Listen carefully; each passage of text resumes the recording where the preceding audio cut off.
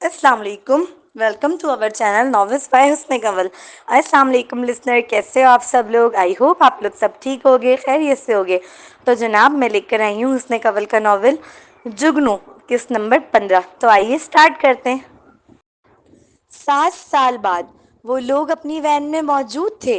America का सबसे popular music band था वो, ट्विंकल मेलोडी मास्टर्स बैंड। कुछ ही देर में स्टेज पर अपनी परफॉर्मेंस देनी थी उन्हें। सब अपनी अपनी तैयारी में लगे हुए थे जब उसकी नज़र अपने चेहरे पे लगा माइक ठीक करते हुए सामने टेबल पर रखे अखबार पर गई। इस अखबार में 200 IQ अबव चाइल्ड की लिस्ट लगी हुई थी। एनन सेलिस चावले, Marilyn was seventh, Michael किर्ने, शोयानो, Edith stern, Kim Yong Yong, नायाब मोमिन। बच्चों के नामों के साथ उनकी तस्वीरें और उनके कारनामे दर्ज थे। उसने खास ध्यान से नहीं पढ़ा था, लेकिन जब छठा नाम पढ़ा तो उसकी आंखें ठहर गई। इन नीली रंग आंखों में बहुत से तासुरात उभरे थे। वो पूरा इंग्लिश आर्टिकल था जिसमें लिखा था, नायाब मोमिन 200 प्लस IQ चाइल्ड है। सिर्फ 7 साल की उम्र में उसने म्यूजिक के नोट्स लिखकर लोगों को हैरान कर दिया था।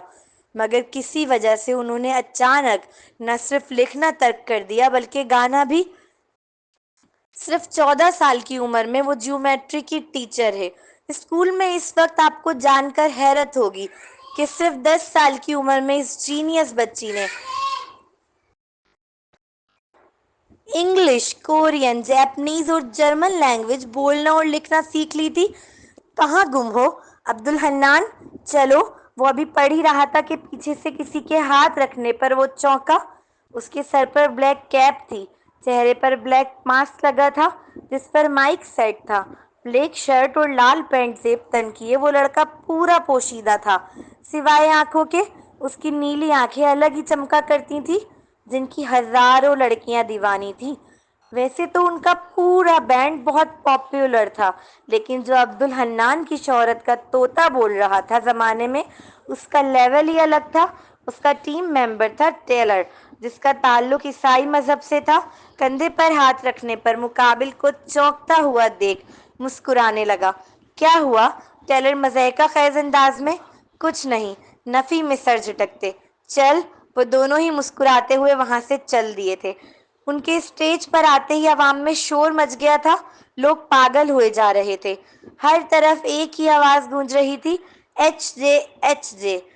उनकी पूरी टीम एक ही डिजाइन की अलग अलग रंगों के कपड़ों में मलबूस थी। हर तरफ अंधेरा छाया हुआ था कि अचानक लाइट ऑन हुई और फिर उनकी परफॉर्मेंस शुरू हुई। सबने अपनी अपनी जगह संभाल ली थी, जबकि अब्दुल हन्नान सबसे आगे था। अब्दुल हन्नान का चेहरा आज तक किसी ने नहीं देखा था, लेकिन देखने का क्रेज बड़ा था लड़कियों को। उसकी नीली आंखों की दुनिया दीवानी थी, और उससे कहीं ज्यादा उसकी खूबसूरत, सुरीली और मीठी नरमो गरम आवाज की। इनके कंसर्ट शुरू होते ही अवाम, जिनमें ज्यादातर तादाद लड़कियों की थी, पागलों की तरह झूमने लगी थी। उनका हर स्टेप, एक दूसरे से कॉम्बिनेशन और सॉन्ग, सब चीज परफेक्ट थी। पूरा कमरा तहस नहस करने के बावजूद भी इस लड़के को सुकून नहीं आ रहा था।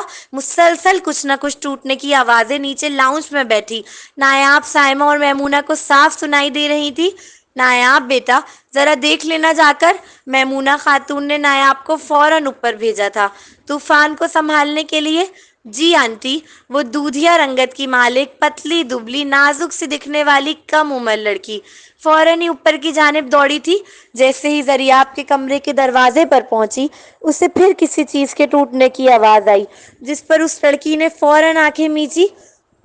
फिर एक गहरा सांस लेकर खुद में हिम्मत जमा कर दरवाजे का हैंडल पकड़ कर खोला और अंदर दाखिल हुई।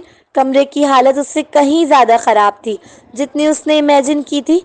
जरियाब वो दीवार पर लगी खूबसूरत सी पेंटिंग उतार कर अभी जोर से फेंकने ही लगा था कि नायाब की चीख बुलंद हुई।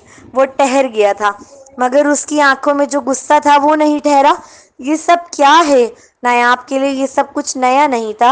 वो इतना ही गुस्से वाले था शुरू से, इतना ही जुनूनी। वो कम उम्र लड़की भोलेपन से पूछने लगी। उसकी आवाज़ बहुत प्यारी और मीठी सी थी। جب وہ بولتی تھی تو ایسا لگتا تھا جیسے پھول جھڑ رہے ہوں، اس کی نرم آواز ہی کافی تھی مقابل کے غصے کو پگھلا دینے کے لیے۔ بہت معصوم سی، بچوں جیسی آواز تھی اس کی، کہ اگر غصہ بھی کرتی تھی تو لگتا تھا کہ پیار کر رہی ہو۔ تم کہیں نہیں جا رہی، سنا تم نے؟ تم میرے ساتھ ہی رہو گی۔ میں نہیں جانتا تمہاری کسی چاچی کو۔ وہ حلق کے بل دھاڑا تھا۔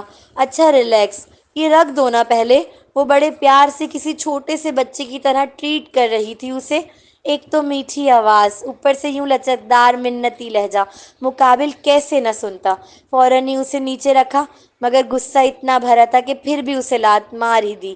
نتیجن وہ آخر میں ٹوٹ ہی گئی تھی بیچاری، جس پر نایاب نے بے بسی سے اپنے سر پر دھپ ماری۔ اس بندے کے غصے کا کچھ نہیں ہو سکتا تھا۔ تم کہیں نہیں جاؤ گی، میں تمہیں جانے نہیں دوں گا۔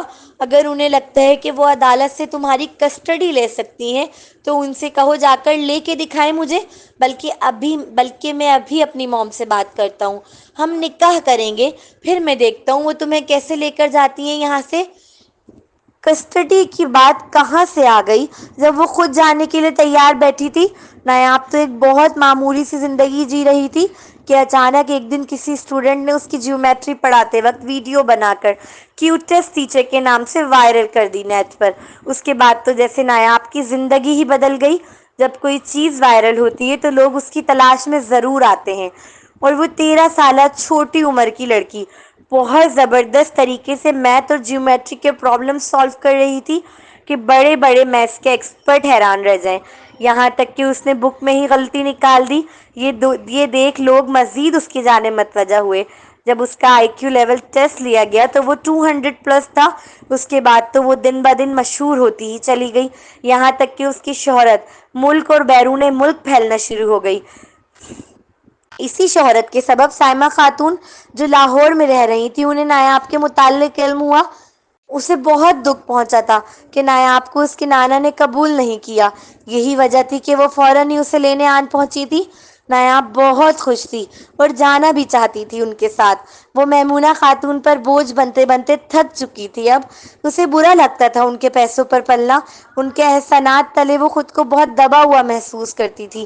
اصل میں میمونہ خاتون بھی تو پہلے جیسی نہیں رہی تھی نا۔ ان کے پاس اب پیسہ آ گیا تھا، وہ اب ایک بہت بڑی کمپنی کی مالک تھیں۔ ان کا وہ محبت اور شفقت بھرا لہجہ ان کی امیری کے ساتھ ساتھ ختم ہوتا چلا گیا تھا۔ بولتے ہیں نا، کچھ لوگ پیسہ ملتے ہی اوقات بھول جاتے ہیں۔ وہ کچھ ایسی ہی شخصیت کی مالک نکلی تھی۔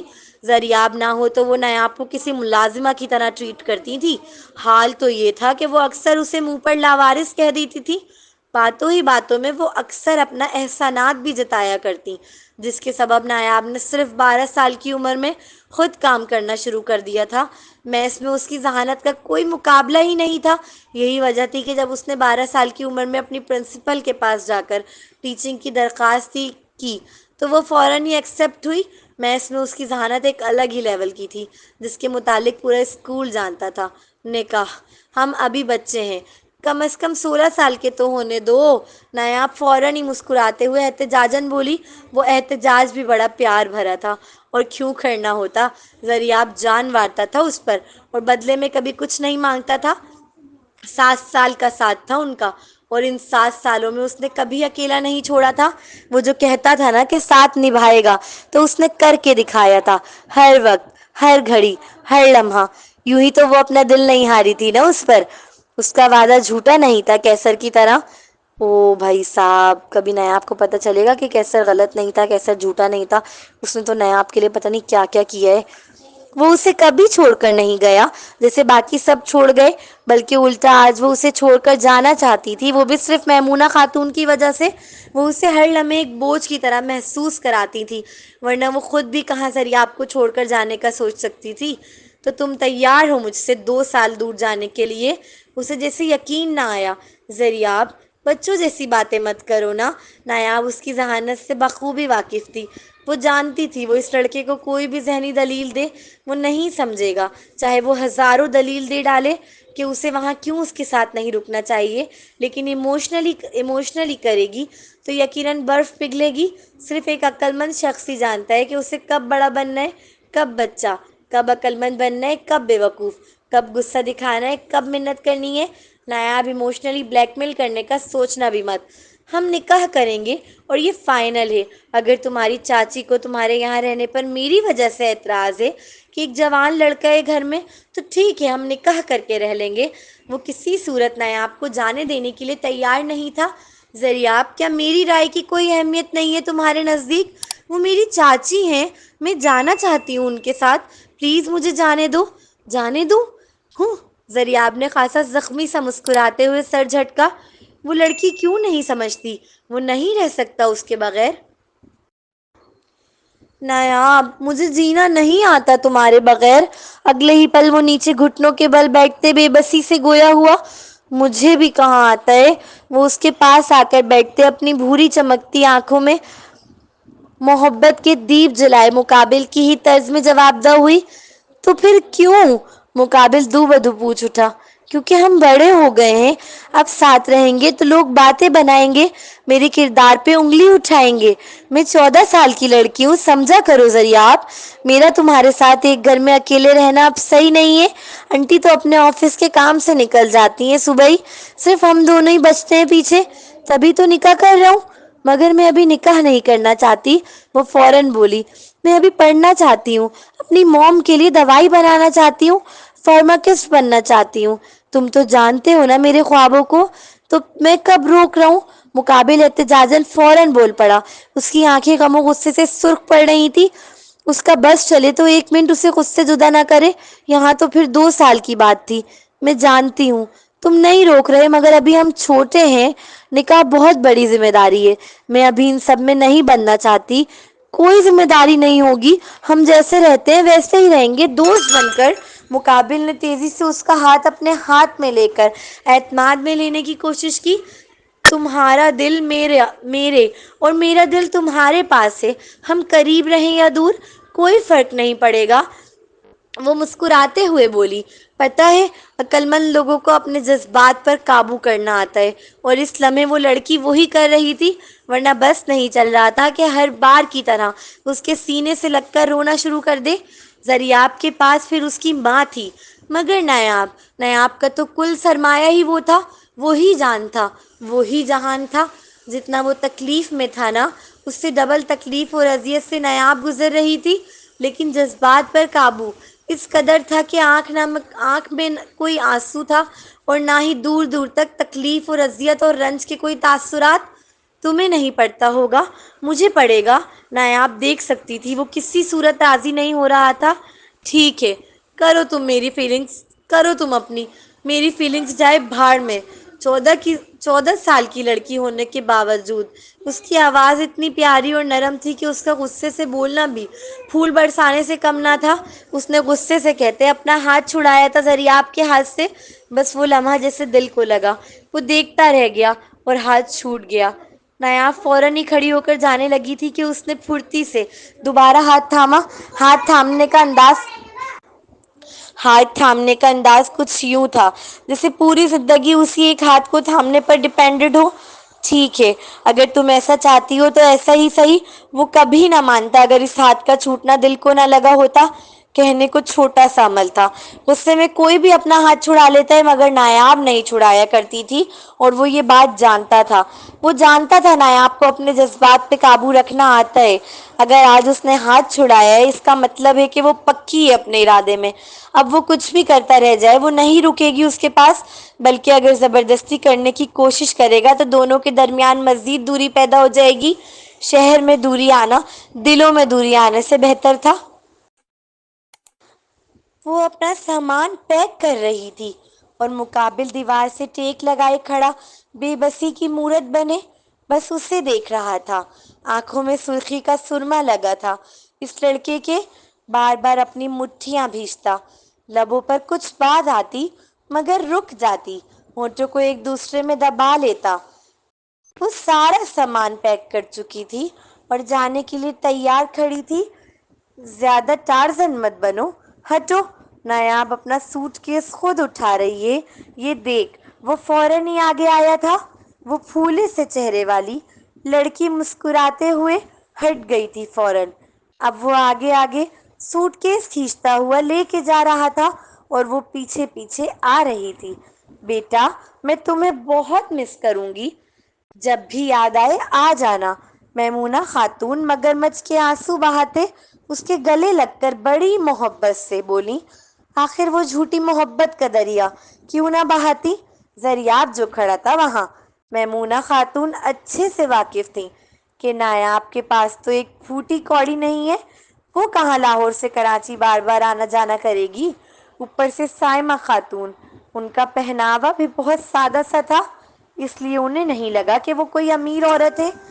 یہی وجہ تھی کہ وہ بہت پرسکون اور خوش تھی کہ اب نایاب نامی بلا سے ان کا پیچھا چھوٹ جائے گا اور وہ اپنے اکلوتے بیٹے کے لیے ہائی کلاس سے کوئی لڑکی لے کر آئیں گی، تاکہ جب وہ پیسے بھیجنے والا اپنا ہاتھ کھینچے تو بھی انہیں کوئی زیادہ فرق نہ پڑے۔ نایاب کہاں جانتی تھی کہ ہر مہینے اس کے لیے 20 لاکھ روپے ٹرانسفر ہوتے ہیں بینک میں، جس کی میمونہ خاتون نے آج تک اسے بھنک تک نہیں لگنے دی تھی۔ وہ 20 لاکھ کی رقم میں سے 30-35 ہزار اس پر ایسے خرچ کرتی تھی جیسے احسان کر رہی ہوں، جبکہ وہ لڑکی نہیں جانتی وہ جس مقام پر کھڑی تھی آج، جس کا غرور ان کے پاؤں زمین پر ٹکنے نہیں دیتا تھا، وہ سب انہی پیسوں کی دین تھا۔ زریاب انہیں اسٹیشن تک چھوڑنے چل دیا تھا۔ نینا تیرے کجرارے ہیں، نینوں پہ ہم دل ہارے ہیں۔ وہ دونوں پیچھے بیٹھی تھی اور زریاب گاڑی ڈرائیو کر رہا تھا۔ اس نے مرر کو نایاب کی آنکھوں پر سیٹ کر لیا تھا۔ مرر کے ذریعے دونوں کی آنکھیں ملی تھی۔ انجانے ہی تیرے نینوں نے وعدے کیے کہیں سارے ہیں۔ وہ لائٹ براؤن آنکھیں سرخ ہو چکی تھی۔ عنقریب تھا کہ شاید رو بھی دیں۔ آؤ گے جب تم او ساجنا، انگنا پھول کھلیں گے، برسے گا ساون، برسے گا ساون، جھوم جھوم کے دو دل ایسے ملیں گے۔ ان کی گاڑی ٹرین اسٹیشن کے پاس رک گئی تھی۔ زریاب نے فوراً ہی اتر کر نایاب کی سائیڈ کا دروازہ کھولا تھا۔ وہ اسے پرنسس والا ٹریٹمنٹ دینے کا عادی رہا تھا۔ دوسری سائیڈ سے سائمہ خاتون خود ہی اتر گئی تھی۔ ڈگی کھول کر وہ سوٹ کیس لے آیا۔ ٹرین کے پاس پہنچتے ہی زریاب کو لگا اس کی جان نکل رہی ہے۔ مجھے لگ رہا ہے میرا دل بند ہو جائے گا۔ وہ 14 سالہ کم عمر لڑکا، وائٹ ٹی شرٹ پر بلو لیدر جیکٹ و بلیک پینٹ زیب تن کیے، اپنی انگلیوں سے آنکھوں کو رگڑتے بے ساختہ ہی بول اٹھا تھا، جس پر نایاب مسکراتے اس کا ہاتھ تھام کر بڑے پیار سے اس سے دیکھنے لگی۔ بس کرو، لاہور اتنا بھی دور نہیں ہے، وہ دلاسا دے رہی تھی اس کی میٹھی سی آواز۔ نہ جانے اب پھر کب سن پائے گا، یہ سوچ کے بھی رونا آنے لگا۔ چلو بائے، وہ ہلکا سا اس کی کمر پر تھپ تھپا کر مسکراتے ہوئے اس کا ہاتھ چھوڑ کر آگے چل دی تھی، مگر ابھی ایک قدم بھی نہ چلی تھی کہ مقابل نے پیچھے سے اس کا ہاتھ پکڑ کر واپس اپنی جانب کھینچا۔ وہ نازک سی لڑکی کسی بے جان گڑیا کی طرح اگلے ہی پل اس کے سینے سے آ لگی تھی، جسے مقابل نے فوراً ہی اپنی باہوں کے حصار میں جکڑا۔ اس کا گرم وجود، اس کی میٹھی سی مہک، اس کا اپنے وجود کے گرد مضبوط حصار، ہر چیز اس لڑکی کو توڑتی معلوم ہوئی۔ لگا اگر ایک لمحے بھی اور ایسے رہی تو رو دے گی، پھر نہیں روک سکے گی خود کو، جبکہ مقابل کا بس نہیں چل رہا تھا خود میں سمو لے اسے۔ چلو بائے، رونا بند کرو بچوں کی طرح، دیکھو لڑکیاں دیکھ رہی ہیں تمہیں، وہ بمشکل مضحکہ خیز لہجے میں مسکراتے ہوئے کہتی، اب اسے خود سے دور کر رہی تھی۔ فی امان اللہ، اپنی باہوں سے آزاد کر اس لڑکی کی روشن پیشانی پر جھک کر ابھی اس نے اپنے ہونٹ مس کیے ہی تھے کہ مقابل کو جیسے 440 واٹ کا جھٹکا لگا اور وہ کرنٹ کھا کر پیچھے ہٹی۔ اس ایک لمحے کے کروڑویں حصے میں وہ لڑکی ہر اس لمحے کو جی اٹھی تھی دوبارہ جو کیسر کے ساتھ گزرا تھا۔ آنکھوں کے پردے کے آگے فلم کی طرح اس سنگ دل کا اپنی پیشانی محبت سے چومنا یاد آیا۔ کیسر سے جڑی چیزیں آج بھی اس کے دل کے کونے میں جوں کی توں رکھی تھی۔ Okay bye. زریاب کو دکھ پہنچا اسے خود سے یوں دور ہٹتا دیکھ۔ وہ بیچارہ کہاں جانتا تھا ایک ہی لمحے میں اس لڑکی کو کہاں سے کہاں پہنچا گیا تھا۔ وہ بس نظر جھکائے دور ہٹ گئی تھی اور پھر فوراً ہی ٹرین میں چڑھی۔ اس کو خود سے جدا کیا میں نے، بس یہی جرم کیا اور کیا کیا میں نے؟ سائمہ خاتون کے ساتھ وہ لاہور پہنچی۔ وہ زندگی میں پہلی بار لاہور آئی تھی۔ ٹرین سے اترتے انہوں نے ٹیکسی کی۔ وہ ان کے گھر پہنچی، اکثری 11 میں۔ گھر بہت سادہ سا تھا، 3 کمروں کا اپارٹمنٹ جس میں وہ اور ان کی 8 سالہ بیٹی رہتے تھے۔ نایاب بہت کم گو تھی۔ وہ سائمہ خاتون تھی جو مسلسل بول کر اس کا دل لگا رہی تھی۔ وہ چائے پی رہے تھے جب باتوں ہی باتوں میں ماضی کا ذکر چھڑا۔ سائمہ خاتون نے نہ بتایا نایاب کو کہ وہ غم نہ کرے کہ اس کے نانا نے اسے قبول نہیں کیا، کیونکہ نانا تو دور کا رشتہ ہے، پھر اس کے تو اپنے سگے والدین نے اسے قبول نہیں کیا تھا۔ اس حادثے کے بعد وہ جب بھاگی تھی تب وہ آصف کی نشانی کو اپنے ساتھ لیے ہوئے تھی۔ بس انہیں ہی اس بات کی دیر سے خبر ہوئی، جہاں آصف نے اسے زندگی بھر کے غم دیے تھے وہیں ایک خوبصورت سا تحفہ بھی دیا تھا، تانیہ کی شکل میں۔ تم جانتی ہو، جب کوئی لڑکی اغوا ہو جائے اور اس کے بعد وہ واپس اپنے گھر لوٹے تو اس کے ساتھ کیا ہوتا ہے؟ وہ چائے کا سپ گلے میں اتارتے ہوئے تلخی سے مسکرا کر بولی۔ نایاب ان کی آنکھوں میں ماضی کے درد بھری یادوں کی کرچیں بکھری ہوئی دیکھ رہی تھی۔ لمحہ بھر کے لیے لگا کہ رو رہی ہوں، مگر وہ رو نہیں رہی تھی۔ آنکھیں سوکھ چکی تھی ان کی رو رو کر بھی اب۔ پھر وہ خود ہی جواب دہ ہوئی۔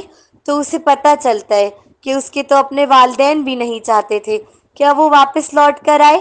انہیں معاشرے میں منہ دینا ہوتا ہے، انہیں اپنی اور بیٹیوں کی بھی شادی کرنی ہوتی ہے، انہیں اسی معاشرے میں رہنا ہوتا ہے۔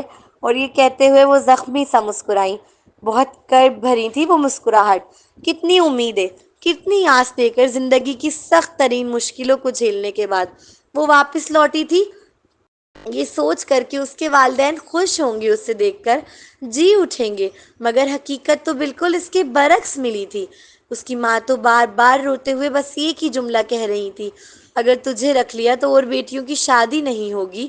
آج معاشرہ پھر ہم پر ترس کھا رہا ہے کہ بیٹی اغوا ہوئی ہے، تجھے دیکھ لیں گے تو کہیں گے خود ہی بھاگ کر سالوں بعد واپس لوٹ آئی۔ دنیا میں سب سے بڑا ہتھیار کسی کو مارنے کے لیے تلوار اور تیر اور نیزے نہیں ہوتے، صرف زبان ہوتی ہے، زبان کی تلخی۔ عبد الرحمن صاحب کی طرح امیر نہیں تھے کہ بیٹی کو رکھ لیتے، وہ غریب لوگ تھے، اور غریبوں کے لیے عزت ہی سب کچھ ہوتی ہے۔ یہی وجہ تھی کہ انہیں لگا ایک کو مار دینا سب کو مار دینے سے کچھ زیادہ بہتر ہے۔ یہ ہمارے معاشرے کا المیہ ہے کہ مردہ بیٹی سب کو منظور ہوتی ہے، زندہ کو کوئی نہیں جینے دیتا۔ اگر آپ کو اغوا کیا گیا تھا، اس میں آپ کا کیا قصور؟ نایاب فوراً ہی بول اٹھی۔ میرا قصور تھا نایاب، میں بیٹی ہوں، ایک متوسط طبقے سے تعلق رکھنے والی بیٹی۔ پتہ ہے میری چھوٹی بہن نے مجھ سے کیا کہا تھا؟ کہا تھا آپی پلیز چلے جاؤ یہاں سے، لوگ نہیں سمجھیں گے کہ تمہیں اغوا کیا گیا تھا اور تم اتنے سالوں بعد بڑی مشکل سے وہاں سے بھاگ کر آئی ہو۔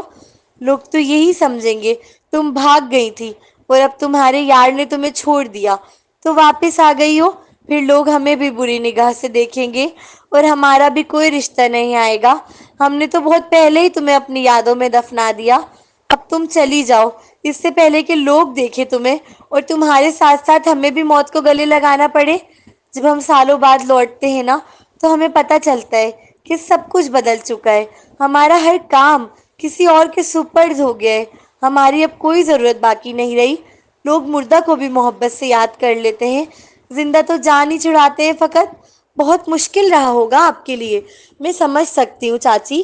نایاب کے لیے کم نہیں تھا کہ وہ کوئی امیر عورت نہیں ہے، ان کا تو اپنا گزر بسر بھی بڑی مشکل سے ہوتا ہے، لیکن اس کے باوجود جب انہیں خبر ملی کہ وہ اپنے نانا کے ساتھ نہیں رہ رہی بلکہ غیروں کے ساتھ رہنے پر مجبور ہے اور کام کر کے اپنا گزر بسر کرتی ہے، تو وہ فوراً ہی اسے لینے آن پہنچی۔ نایاب نے محبت و غم کی ملی جلی کیفیت میں کہتے ان کے ہاتھ کو اپنے دونوں ہاتھوں میں تھاما۔ سائمہ پھر زخمی سا مسکرا دی تھی۔ کیا باتیں ہو رہی ہیں یہاں؟ وہ تانیہ تھی جو کسی تفتیشی افسران کی طرح وہاں آ کر ایک آئیبرو اچکا کر پوچھ رہی تھی۔ یہی کہ تانیہ کتنی شرارتی بچی ہے، سائمہ خاتون فوراً ہی مسکراتے ہوئے بولی۔ مما، نایاب آپ ہی کے سامنے ایسے مت بولو، وہ سمجھتی ہوں گی۔ نایاب کے دوتو سا منہ بنا کر کہتے کہ نایاب مسکرا دی۔ وہ سمجھیں گی کہ میں گندی بچی ہوں۔ تانیہ کے روتو سا منہ بنا کر کہتے ہی نایاب مسکرا دی۔ میں کیوں سمجھوں گی؟ کیا میں دیکھ نہیں سکتی؟ تانیہ کتنی پیاری بچی ہے، نایاب نے باہیں پھیلا کر کہا تو وہ فوراً بلش کرتی اس کے گلے سے آ لگی۔ سائمہ خاتون نایاب کی بہادر کے اکثر قصے سنایا کرتی تھی تانیہ کو، اور اس کی عقل مندی کے لیے بھی۔ مانا یہ تانیہ اور نایاب کی پہلی ملاقات ہی تھی، لیکن اس کے باوجود وہ بہت محبت کرتی تھی، اور یہ ایک فطری عمل ہے، جس سے ماں محبت کرتی ہے اس سے بچے از خود ہی کرنے لگتے ہیں۔ کیسر کیسر مجھے ڈر لگ رہا ہے، ہر طرف اندھیرا ہی اندھیرا چھایا ہوا تھا۔ وہ اندھیرے میں چیخ رہی تھی، چلا رہی تھی، رو رہی تھی، بلک رہی تھی، تڑپ رہی تھی۔ کیسر مجھے ڈر لگ رہا ہے، آ جاؤ کیسر کیسر۔ اسی اندھیرے میں اچانک ایک سفید بلی کا بچہ آ گیا۔ وہ کہاں سے آیا تھا وہ نہیں جانتی۔ کٹو، میری پیاری کٹو، مجھے لگا میں نے تمہیں کھو دیا۔ اور پھر وہ بلی کا بچہ اس کی گود میں بیٹھ گیا۔ وہ مسکرانے لگی تھی کہ اچانک اس بچے نے زوردار ہچکی لی۔ وہ چیخ اس کے کانوں کو کسی سور کی طرح بھیانک لگی، لگا روح نکلی ہو۔ وہ تڑپ کر چیخی، کٹو تمہیں کچھ نہیں ہوگا، میں تمہیں کچھ نہیں ہونے دوں گی، کٹو کٹو کٹو کٹو۔ وہ چیختے ہوئے اٹھ کر بیٹھی تھی، اس کی آنکھوں سے آنسو جاری تھے، جسم پسینوں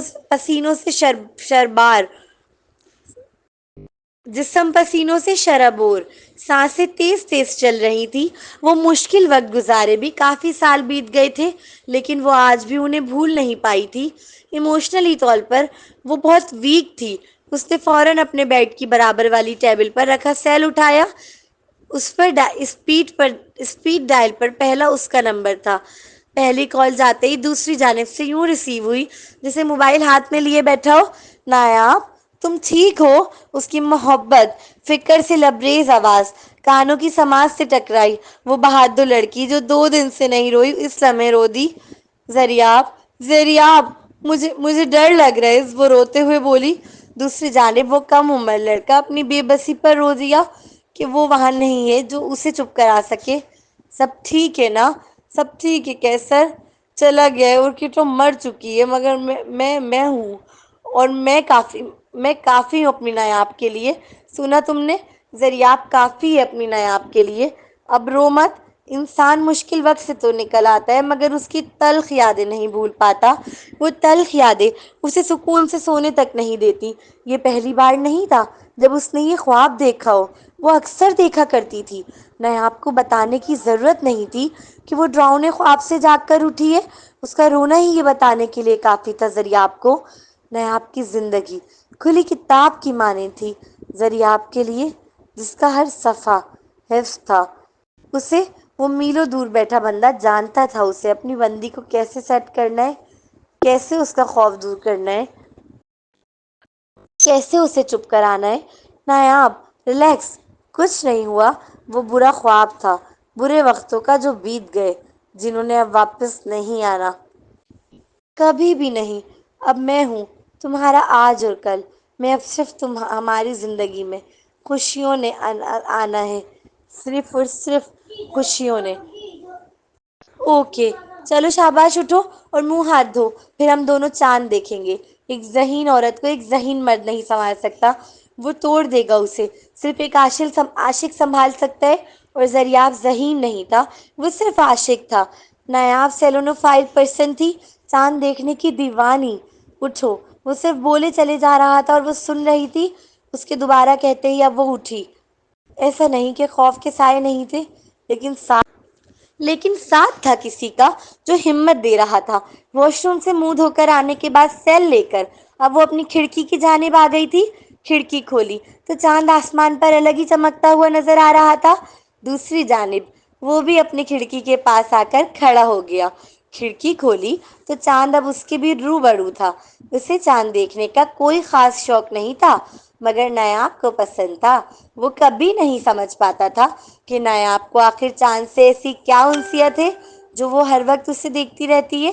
وہ گھنٹوں دیکھ سکتی تھی اسے، وہ بھی بغیر بور ہوئے، ورنہ وہ تو بور ہو جایا کرتا تھا۔ لیکن آج پہلی بار وہ بور نہیں تھا۔ احساس پیدا ہوتا ہے، بلکہ ایک نیا احساس پیدا ہوتا پا رہا تھا۔ وہ اپنے دل میں چاند کو دیکھ کر کہ کہیں دور وہ بھی اس وقت اسی طرح کھڑی ہو کر چاند کو دیکھ رہی ہوگی، اپنے محبوب کی ادا کرنے میں جو مزہ ہے نا، اس کا موازنہ نہیں ہے دنیا میں کسی نعمت سے۔ اچھا فیل کر رہی ہو؟ چاند کو دیکھتے ہوئے اس نے سوال کیا، جسے چاند میں اس کا خوبصورت چہرہ نظر آ رہا ہو۔ ہاں، تو تھوڑا بہت، مقابل کی جانب سے بھرائی آواز آئی۔ تھوڑی دیر میں بالکل ٹھیک ہو جاؤ گی، اس نے دلاسا دیتے ہوئے کہا۔ وہ اچھے سے جانتی تھی اس کا خواب جو دیکھنے کے بعد اب اسے پوری رات نیند نہیں آنے والی۔ وہ چیئر لگا کر وہیں بیٹھ گئی تھی۔ کیوں کیوں چلا گیا کیسر مجھے یوں مرنے کے لیے چھوڑ کر؟ کیوں اسے مجھ پر ترس نہیں آیا؟ کافی دیر گزر چکی تھی۔ نیاب نے کال ڈسکنیکٹ کر دی تھی۔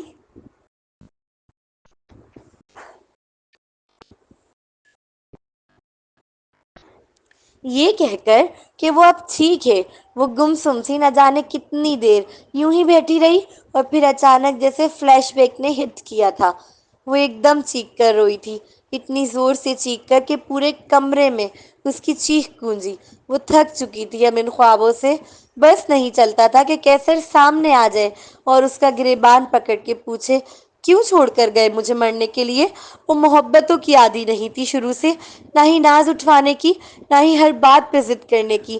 یہ سب کیسر نے ڈالی تھی اسے عادتیں، اور پھر ساری عادتیں ڈالنے اور اسے پرنسس جیسا ٹریٹمنٹ دینے کے بعد وہ ایک دم سے بے یار و مددگار چھوڑ گیا مرنے کے لیے۔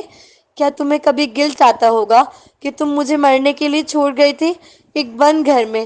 نہیں، تمہیں نہیں آتا ہوگا۔ تمہیں کیوں آئے گا؟ تم تو عیش بھری زندگی جی رہے ہو نا باہر۔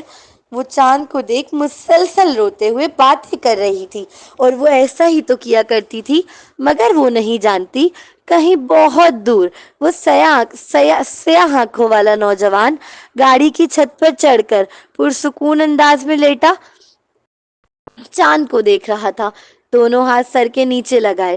نہ جانے وہ چاند میں کیا ڈھونڈ رہا تھا۔ لوگ کہتے تھے کہ اس کی سیاہ آنکھیں ہمیشہ متلاشی لگتی ہیں، وہ نہیں جانتا اس میں کتنی سچائی ہے، مگر شاید تھی۔ وہ اپنی چاچی کے ساتھ بازار سے سبزیاں لے کر گھر لوٹی تو سامنے کھڑے شخص کو دیکھ اس کی خوشی کا کوئی ٹھکانہ ہی نہ رہا۔ وہ سبزیوں کا تھیلا ہاتھ میں پکڑی تیزی سے اس کی جانب لپکی تھی۔ دریاب، اس لڑکی کے دماغ کا فنکشن دوسرے لوگوں کے مقابلے بہت الگ تھا۔ اسے کوئی بھی چیز ایکسائٹیڈ کے لیول پر نہیں لے کے جا پاتی تھی اب اسے کوئی بھی چیز ایکسائٹمنٹ کے لیول پر نہیں لے کے جا پاتی تھی اب، لیکن جب زریاب کا کل رات کے ڈراؤنے خواب کے بعد اچانک صبح ہی آ جانا نہ صرف اس کے دل کو لگا تھا، بلکہ وہ ایکسائٹمنٹ کی فیلنگ پہلی بار محسوس کر رہی تھی۔ اس نے ہاتھ میں پکڑے تھیلے سمیتی اپنے دونوں ہاتھوں کی باہیں زریاب کی گردن میں باندھی۔ مقابل نے اگلے ہی پل اس کے پیٹ کے مقام پر حصار باندھ کر اسے ہوا میں اٹھا کر گول گول گھمانا شروع کر دیا تھا۔ صرف 2 دن ہوئے